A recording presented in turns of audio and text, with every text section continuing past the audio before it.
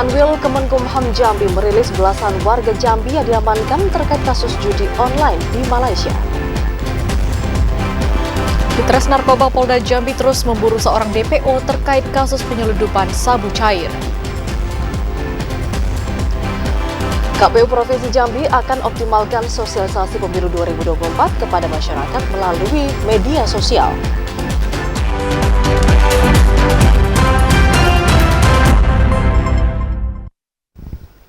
Assalamualaikum warahmatullahi wabarakatuh. Selamat sore saudara. Anda kembali menyaksikan Jambi hari ini edisi Kamis 25 Mei 2023. Ya, selain tiga topik utama tadi, tim redaksi kami juga telah menyiapkan sejumlah informasi penting dan menarik lainnya untuk Anda. Bersama saya Septinita dan saya Vidya Francisca. Inilah Jambi hari ini selengkapnya.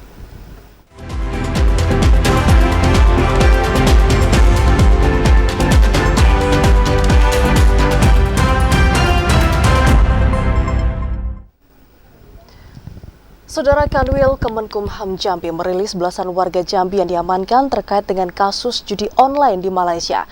Pada rilis tersebut dipastikan 16 dari 30 orang warga negara asing yang diamankan merupakan warga Jambi. Kanwil Kemenkumham Jambi rilis belasan warga Jambi yang diamankan kasus judi online di Malaysia. Kepala Kantor Wilayah Kementerian Hukum dan HAM Jambi, Tholib, membenarkan adanya warga Jambi yang diamankan di Malaysia. Dari 30 orang warga Indonesia yang diamankan di Malaysia, 16 orang diantaranya merupakan warga Jambi. Saat ini kasus tersebut telah sampai pada proses pengadilan di Mahkamah Kuala Lumpur. 30 orang WNI ini tidak ditetapkan sebagai tersangka, namun hanya sebagai saksi terhadap kasus perkara tersebut. Mereka saat ini dititipkan di Rumah Perlindungan atau Safe House di Penang dan Malaka, Malaysia. Mereka akan dihadirkan saat proses persidangan di Malaysia. Sesuai dengan pemberitaan yang sekarang lagi viral ya, di mana ada 20 warga negara Jambi yang diamankan di Malaysia. Jadi mungkin ini supaya beritanya lebih jelas, kami dari Kantor Wilayah Kementerian Hukum HAM Jambi telah memerintahkan kepada Divisi Imigrasi khususnya Kanwil Jambi.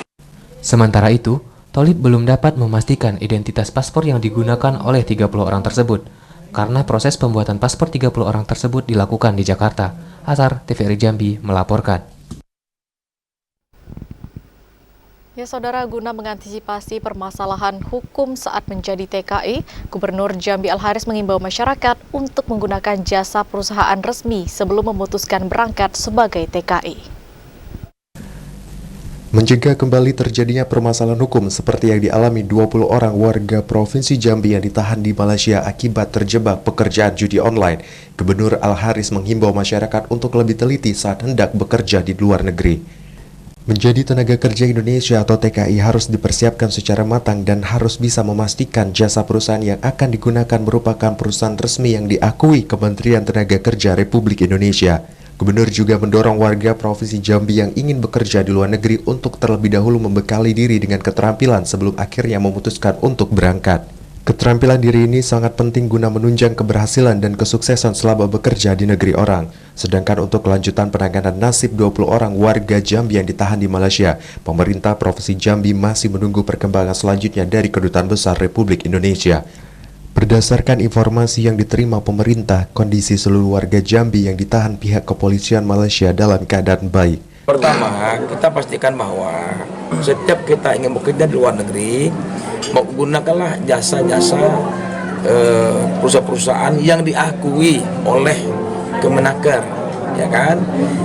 Kemudian juga pastikan bahwa kita punya skill, sehingga berangkat itu dalam keadaan skill sudah kita miliki dan dikirim oleh perusahaan yang memang sudah memiliki lisensi daripada Kemenaker kita, sehingga mereka ketika di luar negeri sudah ada arah mereka bekerja di mana.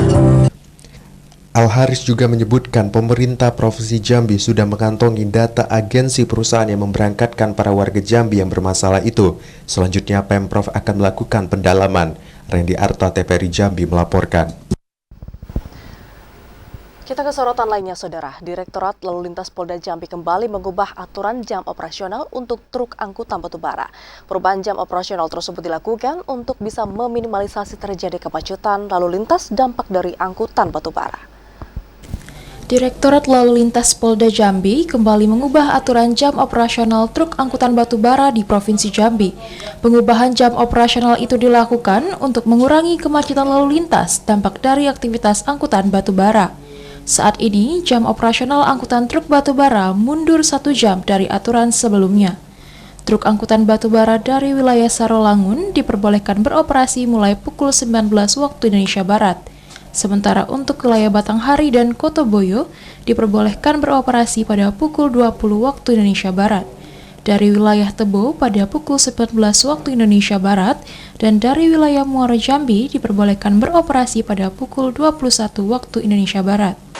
Jadi jam operasional angkutan batubara ya, mengingat perkembangan situasi kita evaluasi sering terjadi kemacetan dari jam 7 malam, jam 8 malam, jam 9 malam saat masyarakat masih ramai menggunakan jalan terjadi kemacetan, terutama di wilayah Tempino, Mendalo, tanggal 13. Oleh karena itu kita rubah polanya, kita mundurkan 1 jam keseluruhan.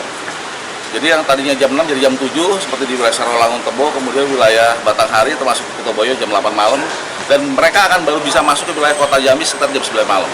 Perubahan jam operasional angkutan batubara itu diharapkan dapat meminimalisir terjadinya kemacetan. Jika ditemukan adanya pengendara yang melanggar jam operasional, polisi akan melakukan penindakan dengan menghentikan kembali aktivitas angkutan batubara. Ashar, TVRI Jambi, melapor. Seperti Sopir angkutan batubara bernomor polisi Jambi melakukan sweeping terhadap sopir angkutan batubara bernomor polisi luar Jambi. Sweeping yang sempat berujung cekcok antar sopir tersebut dibubarkan oleh pihak kepolisian. Seperti inilah sweeping yang dilakukan sejumlah sopir truk batubara berplat Jambi terhadap angkutan batubara berplat luar Jambi. Sweeping itu terjadi di Jembatan Timbang, Jalan Lintas Muara Bulian, Tembesi, Kabupaten Batanghari. Para sopir berplat Jambi minta ketegasan pemerintah terkait aturan larangan truk batubara luar Jambi yang masih banyak beroperasi di Provinsi Jambi. Sweeping pengemudi angkutan batubara itu sempat terjadi cekcok antara pendemo dengan pihak kepolisian yang ingin membubarkan barisan massa. Karena aksi itu tanpa ada pemberitahuan kepada pihak kepolisian. Kabak Ops Polres Batanghari, AKP Sumarno Brutu mengatakan, pihaknya telah meminta para sopir angkutan batubara untuk dapat menyampaikan aspirasinya secara legal sesuai aturan yang berlaku, agar tidak menimbulkan kericuhan yang dapat mengganggu keamanan dan ketertiban masyarakat. Ya, ini kegiatan seperti ini salah satu bentuk pelayanan kepolisian yang tujuannya adalah menjaga ketertiban. Penyampaian pendapat di muka umum memang diberikan oleh undang-undang. Tentu hal tersebut juga harus mengikuti aturan main, jangan sampai akibat penyampaian aspirasi. Setelah perdebatan yang cukup panjang terjadi, para sopir angkutan batubara akhirnya membubarkan diri. Ade Juniawan, TVRI Jambi melaporkan. Saudara, saat ini polisi terus memburu 1 orang DPO yang melarikan diri saat menyelundupkan sebanyak 265 kg sabu cair. Proses pencarian tersebut melibatkan tim Ditres Narkoba dari Mabes Polri. Upaya membongkar habis jaringan internasional 265 kg sabu cair yang diungkap tim Ditres Narkoba Polda Jambi, Banten dan Bareskrim Polri terus dilakukan. Tim Ditres Narkoba Polda Jambi terus memeriksa tersangka NB, warga Iran yang telah ditetapkan sebagai tersangka. Kasubdit Penmasbid Humas Polda Jambi, Kompol Mas Edi mengatakan, saat ini polisi masih memburu seorang DPO yang menceburkan diri ke laut saat proses penangkapan di kawasan perairan Kabupaten Pandeglang, Banten beberapa waktu lalu. Proses pencarian DPO ini melibatkan tim Ditres Narkoba Bareskrim Polri. Selain itu, polisi juga telah menyurati kedutaan Iran terkait penahanan dan proses pemberkasan warga Iran tersebut. Sebelumnya, polisi menggagalkan penyelundupan ratusan kilogram sabu cair asal Iran di perairan Indonesia. Seorang warga negara asing asal Iran berinisial NB diringkus polisi. Dari penyelidikan, bahan baku sabu ini dapat menghasilkan 750 kg sabu kristal dengan nominal harga mencapai triliunan rupiah. Ari Haryono, TVRI Jambi melaporkan. Ditintelkam Polda Jambi minta masyarakat mencegah aksi radikalisme dan juga berita hoax jelang pemilu 2024. Informasi selengkapnya akan kami hadirkan usai jeda, tetaplah di Jambi hari ini.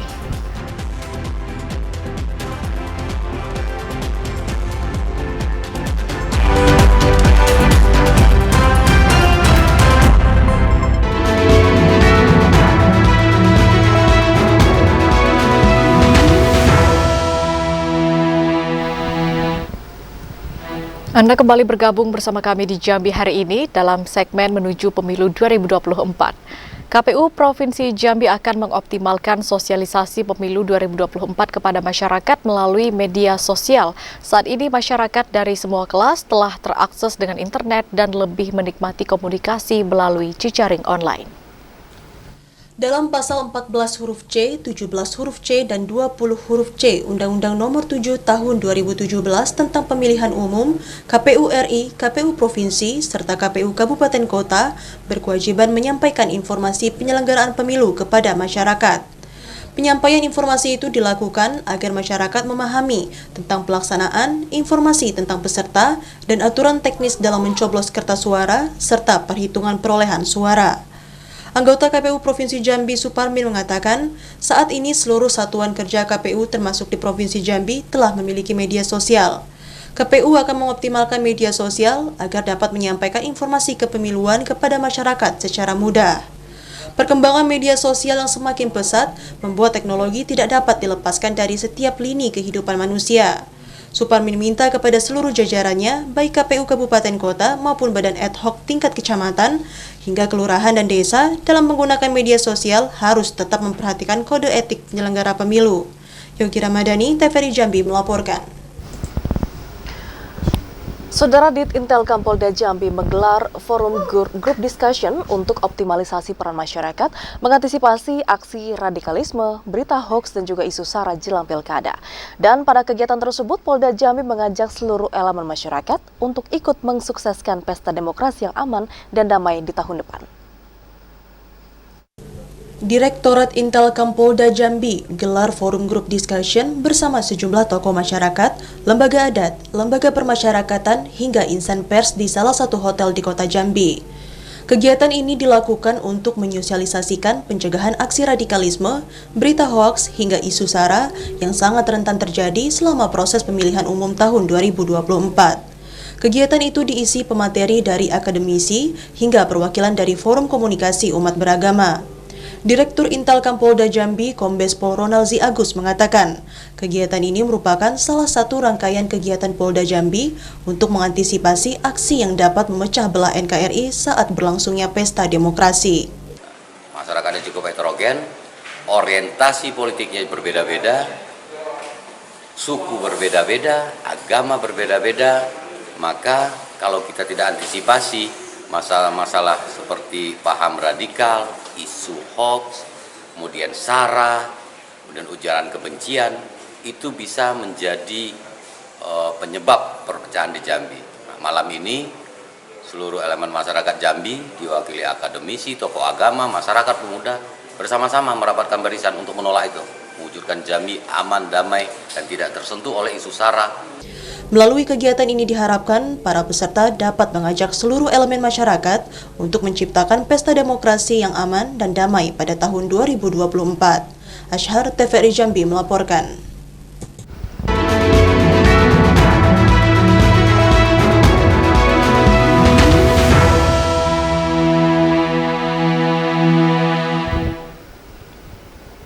Kita ke sorotan lainnya, Saudara. 15 personil Manggala Agni Daob Sumatera 12 dikirim ke Provinsi Sumatera Barat untuk membantu pemadam kebakaran hutan dan lahan. Tadi Kamis 25 Mei 2023, 15 personil Manggala Agni Daob Sumatera 12 diberangkatkan ke Kecamatan Silaut, Kabupaten Pesisir Selatan, Provinsi Sumatera Barat untuk ikut membantu memadamkan kebakaran hutan dan lahan di sana dengan dilengkapi dengan peralatan kebakaran. Kepala Daob Manggala Agni Sumatera 12 Tata Jalur Arifah menuturkan, ia belum bisa menjelaskan berapa luas lahan yang terbakar. Namun, dalam kejadian kebakaran hutan dan lahan di Kecamatan Selaut, Kabupaten Pesisir Selatan, Provinsi Sumatera Barat tersebut, para personel Manggala Agni Daob Sumatera 12 diminta ikut membantu memadamkan api oleh Kepala Balai PPI Wilayah Sumatera. Diksi mungkin untuk pelaksanaan kegiatan yang pasti kami untuk sewaktu tiba di lokasi akan melakukan size up dulu, dalam artian kita pengenalan lokasi, pengambilan sumber-sumber yang bisa kita manfaatkan. Jadi kami dari situ bisa baru rencanakan untuk kegiatan yang paling bagus teknik untuk pemadamannya. Sementara itu, pelaksanaan pemadaman karhutla di lapangan, para personel akan berkoordinasi dengan Satgas Sumatera Barat dan untuk pengenalan lokasi. Intizam TVRI Jambi melaporkan. Saudara, harga komoditi sayur mayur di Pasar Angso Dubo saat ini merangkak naik dan kenaikan harga tersebut disebabkan karena terbatasnya pasokan sayur di Pasar Angso Duo Jambi. Harga sejumlah komoditas sayur mayur di Pasar Angso Duo Jambi naik. Harga selada yang biasanya hanya Rp30.000 saat ini dijual di harga Rp50.000 per kilogram. Bayam dan kangkung yang biasanya hanya Rp2.000 menjadi Rp4.000 per ikat. Sawi hijau yang biasanya hanya Rp10.000 menjadi Rp25.000 per kilogram, sedangkan sawi putih mencapai Rp11.000 dari harga sebelumnya hanya Rp8.000 per ikat. Kalau sawi ini sekilonya berapa, Bu? Kalau sekilo 25. 25, ya. Sebelumnya berapa, Bu? Sebelum mahal ini? Sebelum mahal biasanya 10.000 per kilonya. Sawi ya? Ya. Kalau selada? Selada 30. 30. Ini sebabnya apa, Bu, naik, Bu? Wah, hujan, sayurnya hancur seperti ini. Nah, seperti ini. Hancur. Sudah berapa lama nih harganya mahal, Bu? Sudah ada seminggu. Seminggu nih, Bu, ya? Kenaikan harga juga terjadi pada pakcoy dan buncis yang masing-masing mencapai Rp5.000 per kilogram. Menurut pedagang, kenaikan harga sayur mayur itu disebabkan terbatasnya pasokan dampak dari cuaca buruk di daerah penyuplai sayuran. Sangat kayak mana ya jadinya ya? Sangat merasakan lah kayak itu. Ibarat tidak sesuai dengan pendapatan sekarang ini dengan apa barang-barang yang harganya sangat naik sekarang ini. Yang paling mahal apa tadi, Pak? Yang paling mahal ya sejenis sayur-sayuran lah. Sayuran macam kangkung, bayam, seperti itulah. Kenaikan harga sayur mayur itu sudah berlangsung sejak 1 minggu terakhir. Kenaikan harga itu membuat para pedagang mengeluh karena berkurangnya omset penjualan. Ari Haryono, TVRI Jambi melaporkan. Saudara, serangan hama pada tanaman padi milik sebagian petani di Desa Sekernan berdampak buruk terhadap hasil panen. Para petani padi di Desa Sekernan, Kabupaten Muaro Jambi mengeluhkan hasil panen pada tahun 2023 ini yang jauh menurun. Tidak maksimalnya hasil panen karena banyak tanaman padi diserang hama sehingga mempengaruhi hasil panen. Petani pun hanya bisa pasrah karena masih bingung bagaimana cara mencegah hama siput dan burung. Seorang petani Jamila mengatakan, dari 8 tumbuk sawah yang ia miliki, hanya 4 tumbuk tanaman padi yang bisa dipanen. Sedangkan sisanya tidak bisa dipanen karena telah diserang hama. Sementara itu, pada tahun sebelumnya, 1 kali panen bisa menghasilkan 30 karung dengan ukuran 50 kg gabah kering. Namun di tahun 2023 ini hanya mendapatkan 15 karung. Kenapa nih? Cuman padinya udah bagus. Banyak hama. Cuman sekitar 8 tumbuk, cuma 4 tumbuk yang terpanen. Sisanya? Sisanya tuh merah. Oh, udah bagus buahnya ya? Bagus buahnya. Hama merah, hama tiama, siput. Selain masih kurangnya pengetahuan tentang pencegahan hama, para petani berharap adanya bantuan dari pemerintah berupa kemudahan memperoleh pupuk, obat pencegahan hama, dan pelatihan khusus dari pemerintah. Sementara itu, meski saat ini harga beras masih tinggi di pasaran, namun sebagian petani di Desa Sekernan tidak ingin menjual gabah hasil panen. Mereka memilih untuk mengkonsumsi sendiri. Azam Afnan, TVRI Jambi melaporkan. Saudara, hasil usaha pertanian sampai ke tangan konsumen ternyata masih menjadi persoalan, terutama perbedaan harga dari tingkat petani hingga ke para pedagang. Dan untuk itu kehadiran Ciptani menjadi solusi bagi masyarakat di Provinsi Jambi, karena hanya dengan mengunduh aplikasi ini, masyarakat dapat membeli sayuran dan juga hasil pertanian lainnya melalui aplikasi online. Dan untuk mengetahui informasi selengkapnya, saudara, saat ini kita sudah terhubung dengan reporter TVRI Jambi Ahmad Solihin. Selamat sore, silakan dengan laporan Anda.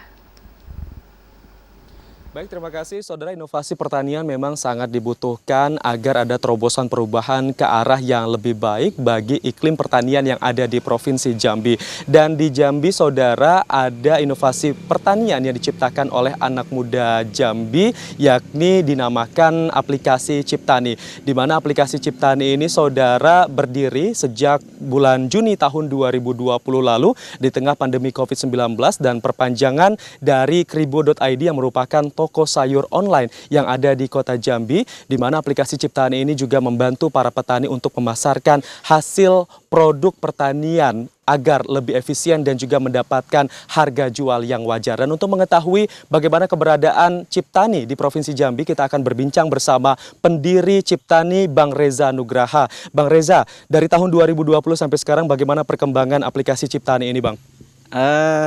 Mulai kita launching 2020 hingga saat ini jumlah keanggotaan yang pasti ya Mas. Jumlah keanggotaan kita sudah mencapai 540-an ya.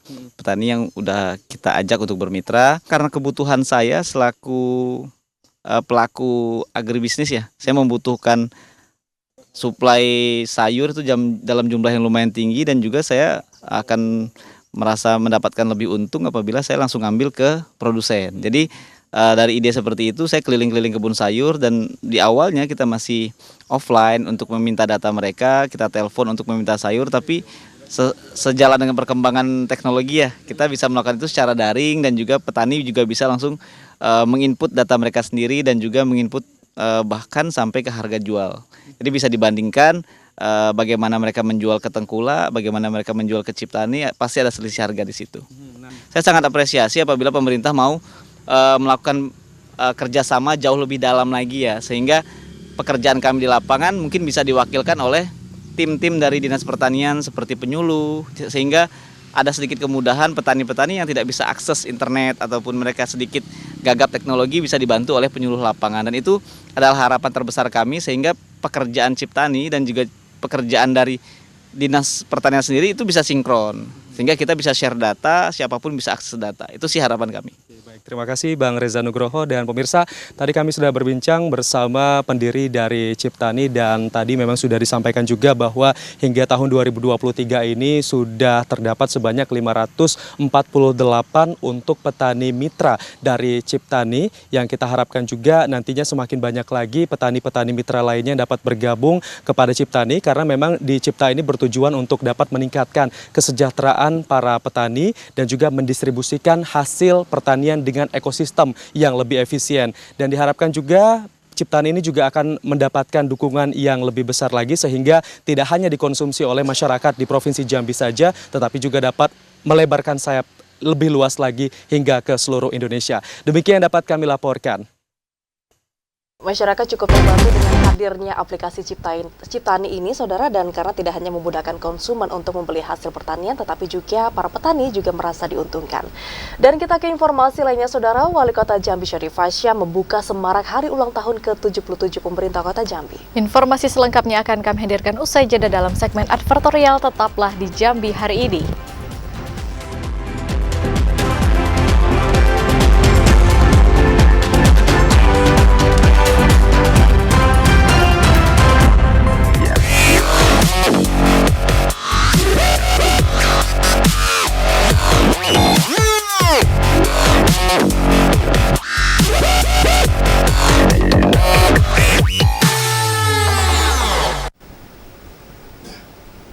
Anda kembali bergabung bersama kami di Jambi hari ini dalam segmen advertorial. Mendorong pembangunan infrastruktur yang mantap, Gubernur Jambi Al-Haris menghadiri pelantikan Badan Pengurus Daerah Gapensi Provinsi Jambi periode 2023-2028. Gubernur Jambi Al-Haris menghadiri pelantikan Badan Pengurus Daerah Gabungan Pelaksana Konstruksi Nasional atau Gapensi Provinsi Jambi periode 2023-2028. Gubernur mengatakan, hadirnya organisasi profesi akan membantu pemerintah dalam mendukung pencapaian misi pembangunan. Mulai dari misi memantapkan perekonomian masyarakat dan daerah, hingga misi memantapkan kualitas sumber daya manusia untuk mencapai Jambi Mantap.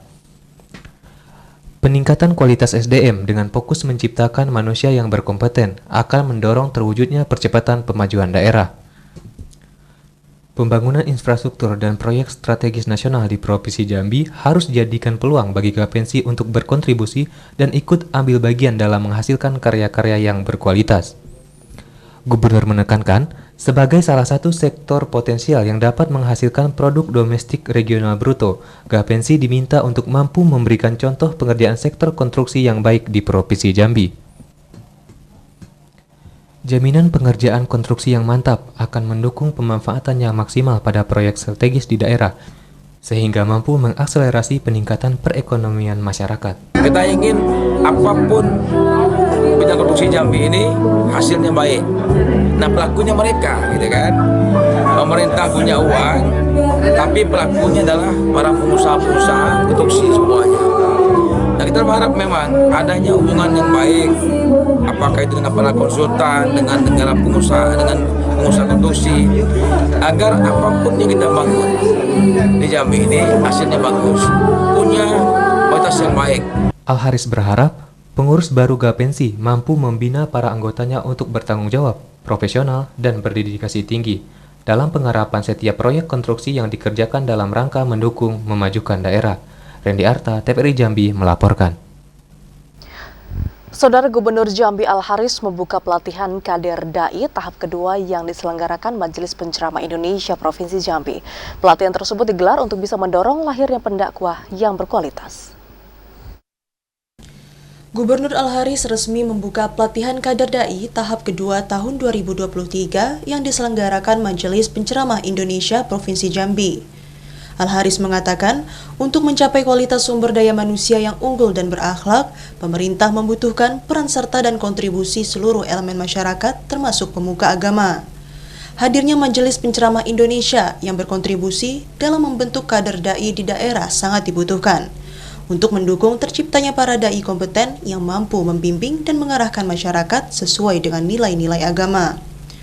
Sebagai mitra strategis pemerintah, melahirkan para dai yang kompeten dapat menjadi contoh untuk membentuk masyarakat yang berkepribadian mantap untuk meminimalisir dampak negatif era globalisasi.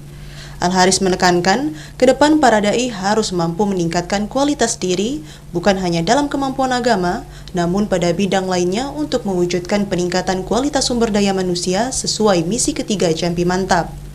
Mendorong peningkatan kualitas SDM daerah pada bidang dakwah akan memudahkan percepatan pembangunan untuk menghadirkan kesejahteraan bagi masyarakat.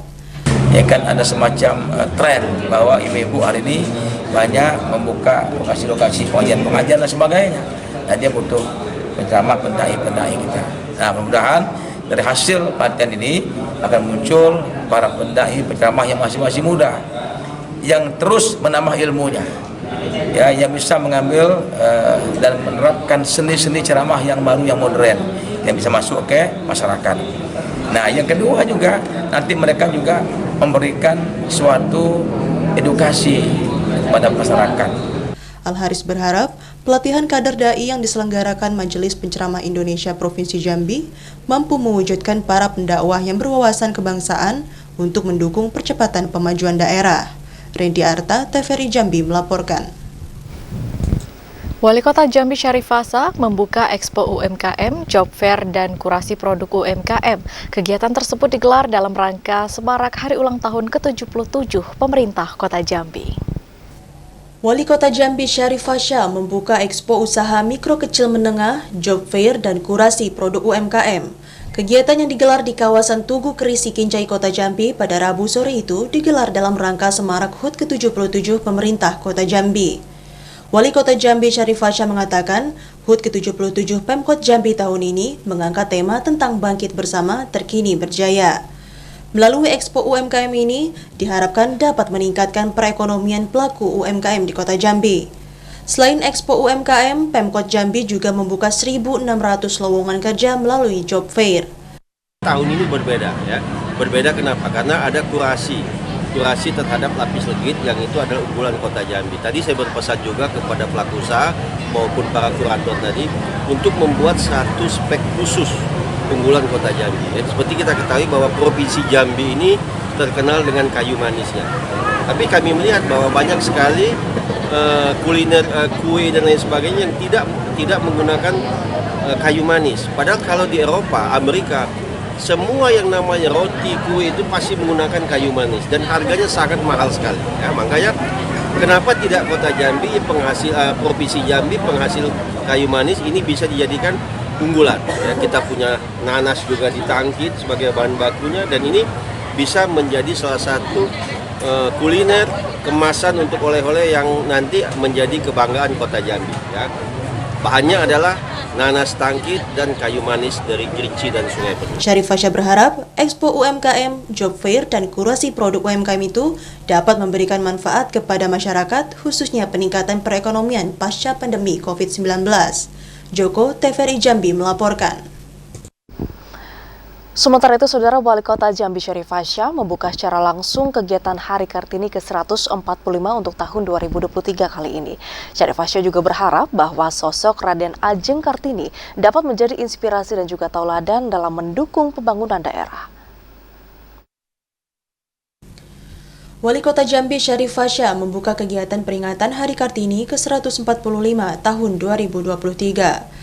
Kegiatan itu digelar di Aula Gria Mayang, Rumah Dinas Wali Kota Jambi pada Rabu kemarin. Peringatan Hari Kartini itu mengangkat tema Semangat Kartini, Wujudkan Generasi Hebat dan Berakhlak Mulia. Kegiatan itu dimeriahkan dengan fashion show baju adat Nusantara dari setiap kepala OPD Pemkot Jambi. Wali Kota Jambi Syarif Fasha mengatakan, peringatan Hari Kartini digelar untuk mengenang para pahlawan perempuan dan mengangkat derajat perempuan untuk kesetaraan gender. Raden Ajeng Kartini harus menjadi inspirasi dan tauladan bagi perempuan di Kota Jambi. Sosok Kartini menggambarkan seorang perempuan yang pintar dan cerdas, serta mendukung pembangunan Indonesia maupun daerah. Merayakan peringatan Hari Kartini yang sempat tertunda, yang seharusnya di tanggal 21 Mei, karena tanggal 21 April, karena 21 April itu adalah persiapan untuk Hari Raya, maka kami undur sampai dengan hari ini, yaitu di tanggal 24 Mei. Ya. Tahun ini memang sengaja kami menampilkan Nusantara. Jadi semua kepala OPD, camat, kemudian BUMD itu menggunakan pakaian adat Nusantara yang ada di Indonesia ini. Nah, mudah-mudahan hal ini menjadi berkat bahwasanya Kota Jambi ini adalah kota yang pluralisme, yang tidak hanya terbentuk oleh satu suku, satu agama, tetapi berbagai macam suku dan beragam keagamaan. Mudah-mudahan hal ini menjadikan berkat, menjadi kesatuan yang kompak bagi seluruh masyarakat di Kota Jambi. Selamat memperingati Hari Kartini yang ke-145. Terima kasih. Syarif Fasha berharap peringatan Hari Kartini dapat meningkatkan kerjasama dan kolaborasi kaum perempuan sesuai dengan kodrat dan perannya dalam membangun Kota Jambi yang maju. Joko, TVRI Jambi melaporkan. Bupati Bungo Mashuri lakukan gerakan tanam padi serentak di Dusun Sari Mulia, Kecamatan Jujuhan Ilir. Pada kegiatan tersebut turut diserahkan Alsintan dari Bupati Bungo kepada kelompok tani. Pemkab Bungo bertekad mendorong pengembangan sektor pertanian yang menjadi salah satu penopang perekonomian di bumi langka serentak Limbay Sayun. Salah satu upaya yang dilakukan salah satunya melakukan tanam padi sawah serentak serta pemberian bantuan Alsintan oleh Bupati Bungo kepada kelompok tani yang ada di Kecamatan Jujuhan Ilir.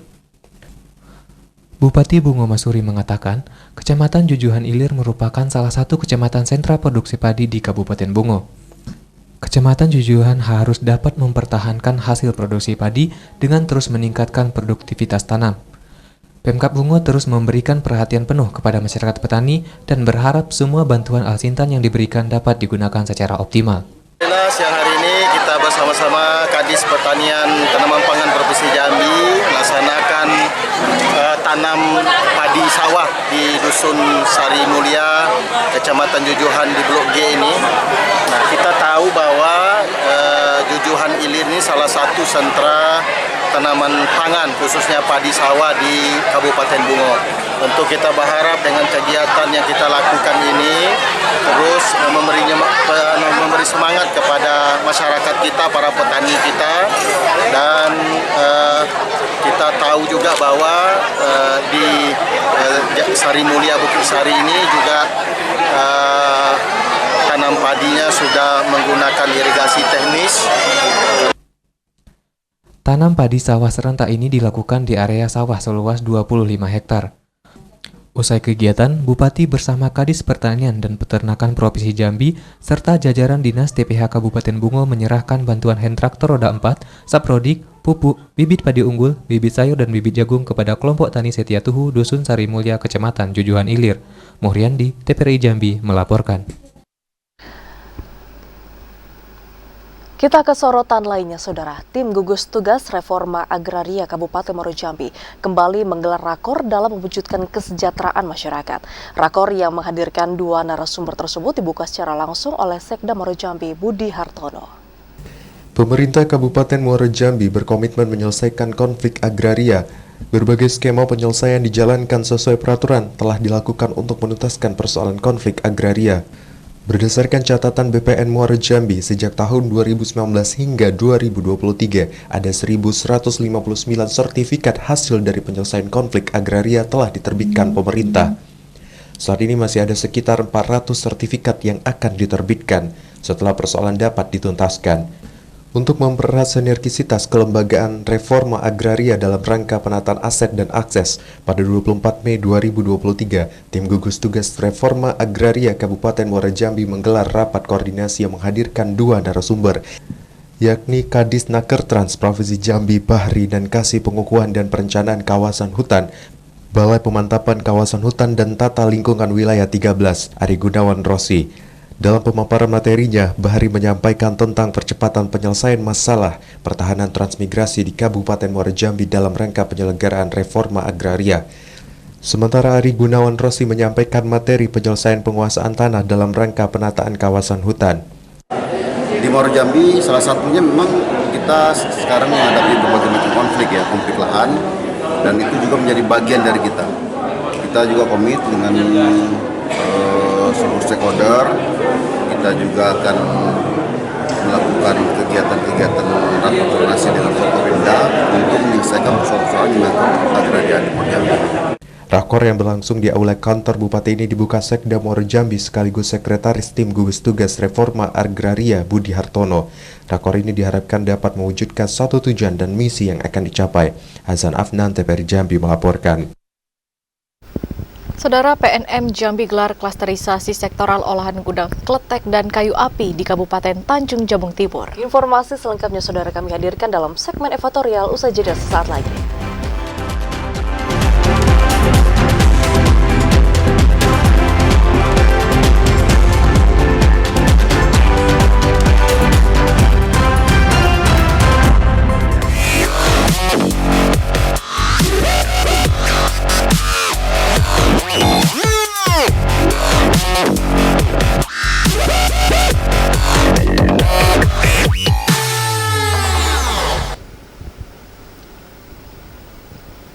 Terima kasih Anda masih bersama kami dalam segmen advertorial. Pemerintah Kabupaten Merangin menggelar halal bihalal bersama pemerintah Provinsi Jambi. Ratusan masyarakat antusias mengikuti kegiatan yang dihadiri Wakil Gubernur Jambi, Abdullah Sani. Ratusan masyarakat Tali Undang Tambang Teliti antusias mengikuti halal bihalal pemerintah Kabupaten Merangin bersama pemerintah Provinsi Jambi. Acara yang bertempat di auditorium Rumah Dinas Bupati Merangin itu dihadiri Wakil Gubernur Jambi, Abdullah Sani. Bupati Merangin Masyhuri mengatakan, meski pasca COVID-19, perekonomian di Kabupaten Merangin lebih baik dibanding kabupaten kota lainnya. Namun pada awal tahun ini, perekonomian Kabupaten Merangin melemah. Melemahnya perekonomian Kabupaten Merangin itu karena Pemkab Merangin harus membayar hutang pada PT Sarana Multi Infrastruktur. Atas permasalahan itu, Bupati Merangin Masyhuri minta bantuan kepada Pemprov Jambi melalui Wagub Jambi Abdullah Sani untuk mencarikan solusi. Meski harus membayar hutang, namun Pemkab Merangin masih dapat membangun daerah melalui dana alokasi khusus yang mencapai 70 miliar rupiah. Sementara untuk program Impres Jalan dari Presiden Jokowi, Kabupaten Merangin bersama Kabupaten Batanghari sudah mendapat sinyal dari kunjungan kerja Presiden Jokowi ke Provinsi Jambi beberapa waktu lalu. Pada kegiatan itu, Masyhuri juga melaporkan kepada Abdullah Sani, pada September mendatang, Kabupaten Merangin akan menerima sertifikat Geopark dari UNESCO di Maroko atau di Perancis. Usai menerima sertifikat UNESCO Global Geopark, Pemkab Merangin diminta untuk melakukan paparan program dan peluang investasi di hadapan para pengusaha dari sejumlah negara di Asia dan Eropa. Mudah menjadi perhatian kita bersama sehingga tanggung jawab kita terhadap masyarakat dalam rangka mensejahterakan masyarakat kita nantinya akan terwujud di akhir tahun atau di akhir masa jabatan kami. Sementara Wagub Jambi Abdullah Sani berpesan agar Pemkab Merangin menyatukan kelebihan dan kekurangan dalam pembangunan. Ramadan Cerbita Kasa, TVRI Jambi melaporkan. Saudara, kemarin 24 Mei 2023, Kementerian Pemberdayaan Perempuan dan Perlindungan Anak bersama pemerintah Kabupaten Batanghari melakukan evaluasi terkait Kabupaten Layak Anak. Pemerintah meyakini status Kabupaten Layak Anak dapat meningkat. Setelah menjadi Kabupaten Layak Anak selama 3 tahun, Kementerian Pemberdayaan Perempuan dan Perlindungan Anak Republik Indonesia melakukan verifikasi lapangan hybrid dan evaluasi Kabupaten Layak Anak kepada Pemkab Batanghari. Beberapa pemaparan disampaikan pemerintah, mulai dari fasilitas yang telah disediakan untuk anak-anak seperti tempat bermain anak di area publik, kawasan penyeberangan anak sekolah, serta dokter maupun pelatih tangguh untuk memberikan pelayanan kesehatan dan pendidikan bagi anak-anak. Bupati Batanghari Muhammad Fadil Arif mengatakan, pemerintah kabupaten tetap optimis akan mencapai hasil maksimal dalam meningkatkan status Kabupaten Layak Anak dari Pratama menjadi Madya. Kegiatan hari ini kita jadikan alat evaluasi tentang apa yang sudah kita capai.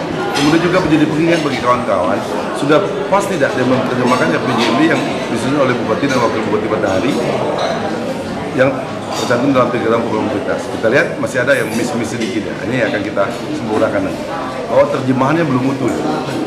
Kita contohnya, kita membuat pelatih tangguh. Itu bukan sekedar untuk prestasi olahraga, itu bukan sekedar untuk keluar ringan, tapi bagaimana anak-anak itu disuarakan menjadi karakter yang kuat. Kepala Dinas Pengendalian Penduduk Keluarga Berencana Pemberdayaan Perempuan dan Perlindungan Anak Kabupaten Batanghari Muhammad Kadafi menyebutkan, sejauh ini upaya yang telah dilakukan sudah cukup maksimal. Pembangunan wilayah layak anak sudah dilakukan dari tingkat bawah, mulai dari desa, kelurahan, kecamatan, hingga kabupaten, sehingga fasilitas yang ada diklaim sudah memenuhi standarisasi Kabupaten Layak Anak. Kekompakan dari gugus yang kami sudah mengadakan beberapa kali pertemuan dan mereka semangatnya ada mulai dari desa ya. Desa, anak-anak dan semuanya mereka berteriak dan kami buat suatu maksudnya batasan untuk mengumpulkan seluruh data itu tercapai. Nah, artinya kita tunggu nanti hasilnya. Direncanakan tahap evaluasi Kabupaten Layak Anak ini akan dilakukan verifikasi faktual oleh pihak Kementerian Pemberdayaan Perempuan dan Perlindungan Anak Republik Indonesia guna memastikan fasilitas anak yang disediakan oleh pemerintah daerah. Adi Juniawan, TVRI Jambi melaporkan.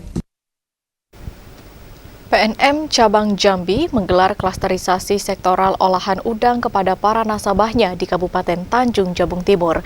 Kegiatan ini sebagai upaya untuk meningkatkan taraf perekonomian nasabah.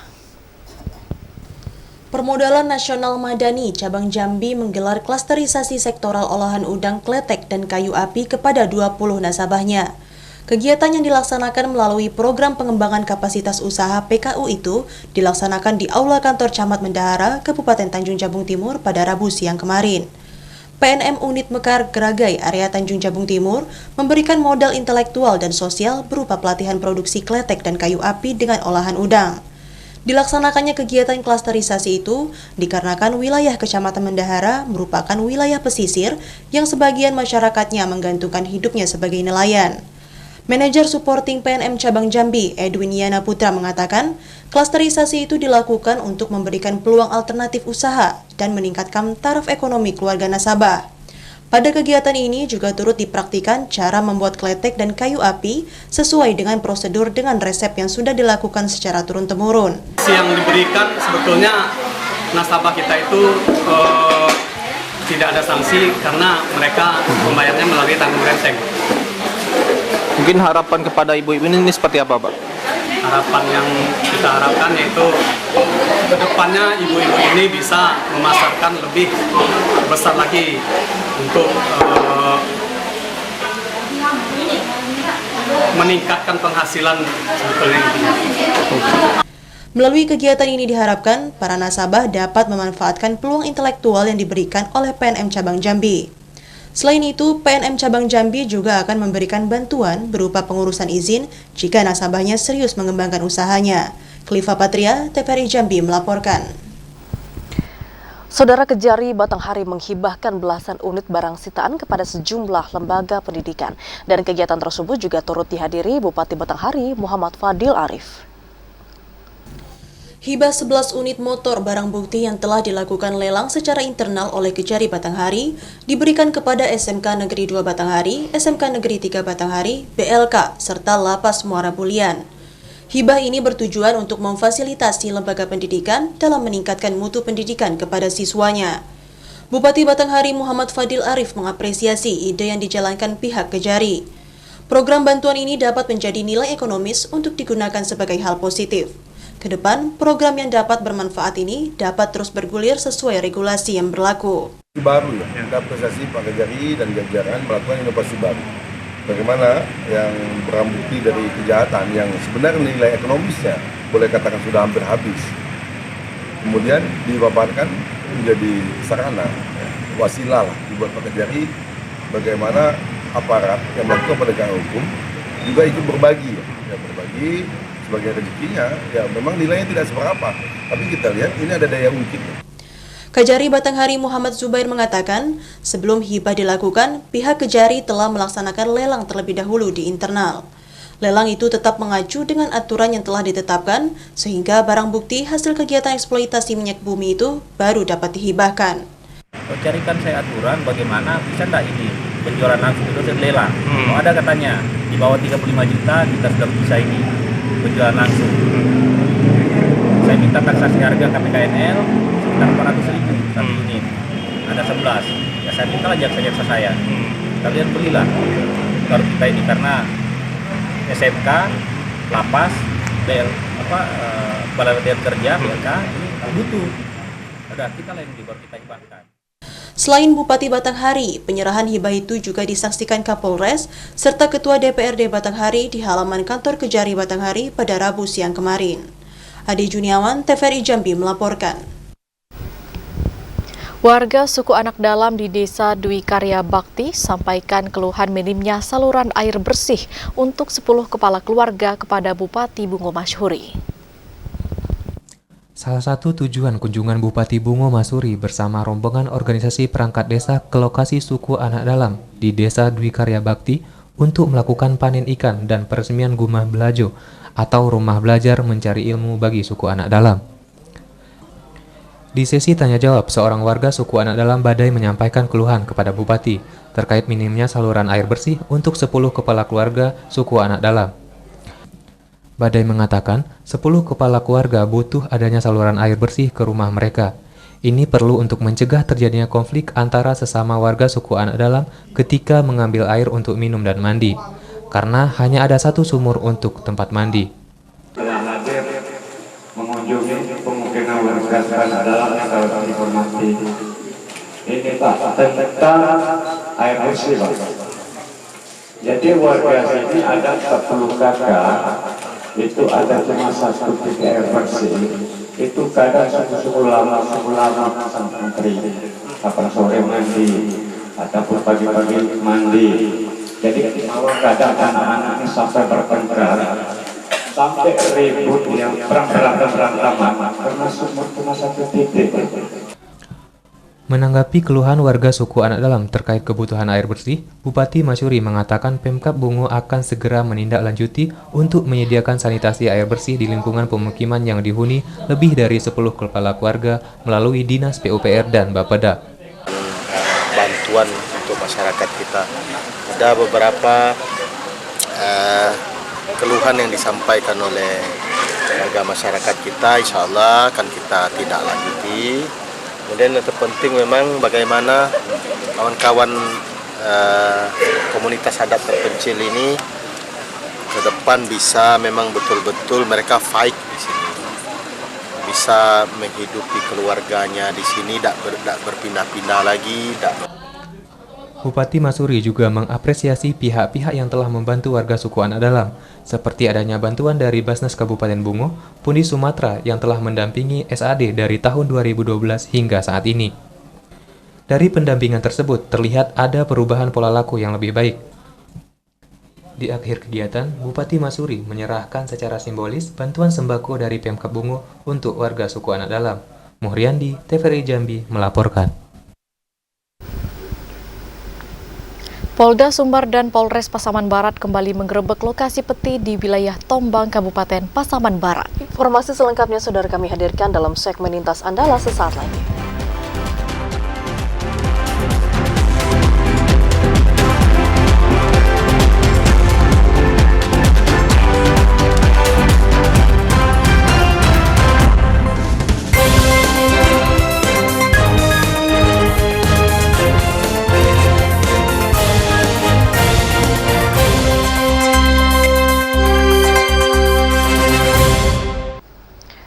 Anda kembali bersama kami di Jambi hari ini dalam segmen Lintas Andalas. Saudara, tim Polda Sumbar dan Polres Pasaman Barat kembali menggerebek lokasi peti di wilayah Tombang, Kabupaten Pasaman Barat. Meski mereka tidak menemukan penambang, namun petugas menemukan beberapa alat yang diduga sebagai penyaring emas di lokasi. Polisi terus mengawasi dan menindak pelaku tambang emas tanpa izin atau peti di Kabupaten Pasaman Barat. Kemarin tim gabungan Polda Sumbar dan Polres Pasaman Barat kembali menggerebek lokasi tambang di daerah Tombang Hilya, Tombang Mudia di Kecamatan Talamau. Di lokasi tim tidak menemukan pelaku sedang mengambil emas, namun beberapa peralatan seperti selang, karpet, mesin kecil, dan beberapa pondok masih ditemukan oleh tim. Jika dibandingkan dengan penggerebekan minggu lalu, jumlah pondok sudah banyak yang berkurang. Penggerebekan lokasi yang kedua kali ini merupakan tindak lanjut dan komitmen Polri memberantas tambang emas ilegal di Pasaman Barat, sehingga tim akan berkelanjutan melakukan penertiban lokasi peti dan tindakan penebangan kayu ilegal.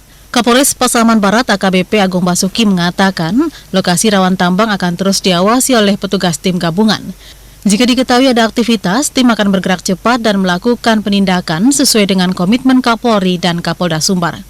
Kapolres mengaku untuk menjangkau lokasi tersebut, tim gabungan harus melewati gunung dan bukit serta jalan yang sangat terjal, sehingga harus menggunakan sepeda motor khusus dan berjalan kaki melintasi sungai. Hari ini kembali melakukan penertiban dan penegakan hukum terkait dengan adanya dugaan peti di wilayah Tombang. Adapun yang kita cek hari ini ada dua lokasi, yaitu di Tombang Hilir dan Tombang Mudik. Yang kita temukan sampai dengan saat ini, tadi kita bersama tim kita menemukan bekas-bekas penambangan. Kemudian untuk aktivitas penambangan seperti beberapa waktu yang lalu bersama tim Bareskrim, kita tidak menemukan alat berat maupun dompeng yang sedang bekerja. Begitu juga untuk kegiatan masyarakat, tidak ada orang yang berada di lokasi. Kapolres meminta masyarakat sekitar ikut mengawasi dan melaporkan jika terjadi aktivitas peti atau illegal logging. Tim akan memasang spanduk dan himbauan di beberapa lokasi rawan dan komit akan menangkap pelaku yang terlibat peti dengan petunjuk barang-barang bukti yang ada. Demikian laporan Adika Disa Putra, TVRI Sumatera Barat. Panglima Kogab Wilhan I Laksamana Madya TNI Irfansyah melaksanakan kunjungan kerja ke Provinsi Bengkulu jelang operasi pengamanan Pulau Terluar. 33 prajurit akan dikerahkan untuk mengamankan wilayah perbatasan di Pulau Terluar, Enggano.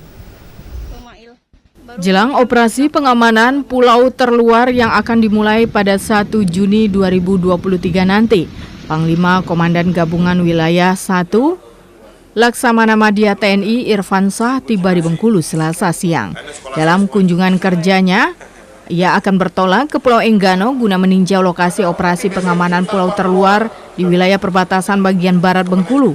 Laksamana juga memastikan sebanyak 33 prajurit TNI akan diterjunkan untuk mengamankan Pulau Terluar Enggano. Penggeseran prajurit beserta logistik ke Pulau Enggano juga akan dilakukan pada akhir Mei 2023. Besok pagi saya juga akan meninjau ke Pulau Enggano karena kita sekarang ada operasi pengamanan Pulau Terluar yang mulai 1 Juni ini akan mulai operasinya, dan dari Danrem tadi disampaikan sudah akan digeser pasukan untuk menjaga Pulau Terluar, menjaga perbatasan kita di wilayah barat. Ini memang prajuritnya pastilah sudah dibekali semua bahwa seorang prajurit siap untuk ditempatkan di mana saja. Mudah-mudahan tantangan di Pulau Enggano juga mudah-mudahan bisa tidak terlalu berat dibandingkan di daerah-daerah lain, mungkin di daerah timur Indonesia mungkin lebih berat. Dukungan dari pemerintah daerah setempat sudah cukup baik, fasilitas air, listrik sudah bisa terjamin, mudah-mudahan juga tugasnya bisa lancar. Berbekal prajurit terbaik serta fasilitas yang mendukung, Laksamana meyakini penjagaan pertahanan di wilayah perbatasan Pulau Terluar Enggano berjalan lancar. Lucia Mayangsari, TVRI Bengkulu, melaporkan.